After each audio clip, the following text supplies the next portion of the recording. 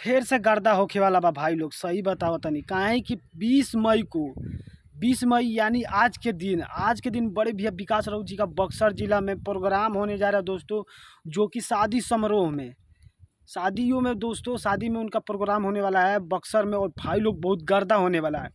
यहाँ देख लीजिए पोस्टर शो हो रहा है। और भाई लोग सही बता रहा हूँ, बहुत गर्दा होगा, क्योंकि चमरान स्टार जब स्टेज शो पर चढ़ते हैं ना, चाहे स्टेज पर चढ़ते हैं बड़े भैया विकास राउत जी का, तब हल्का मच जाता है। अब तो ये तो आप लोग को मालूम ही है दोस्तों, जैसे कि आरा जिला में वो प्रोग्राम किए तो कितना भीड़ लग गया था।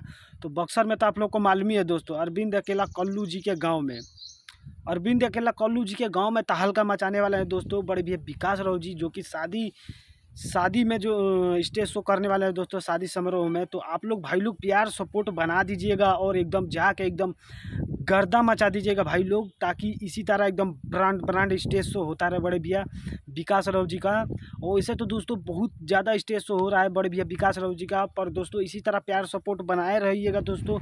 तो और भी जिला जिला में स्टेज शो होगा ही दोस्तों। तो भाई लोग जाके देखिएगा और ये पूरा फुल सपोर्ट दीजिएगा बड़े भैया विकास राउत जी के स्टेज शो में।